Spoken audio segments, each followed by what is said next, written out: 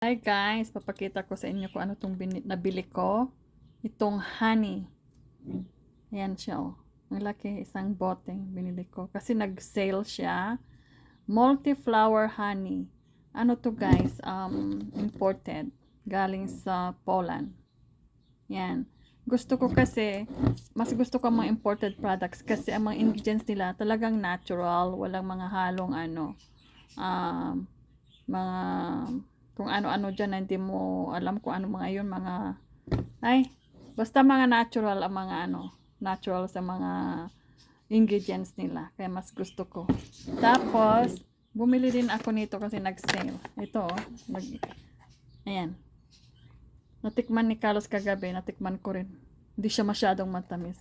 Ayan siya snacking, dates, hazelnuts at saka coconut. Ayan. Alam nyo guys, galing to sa sa ibang bansa, imported din ito. Product of Turkey. Saka mga ingredients niya talaga, mga ayan lang Yan. Walang halong mga mga ibang ingredients na hindi mo alam kung ano mga iyon.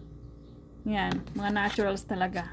Tapos itong isa, yan din, di pa namin natikman to. Snacking din to. Apricots, almonds, poppy seeds, saka mandarin.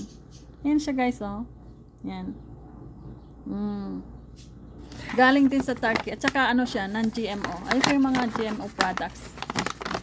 Ayan. Yan.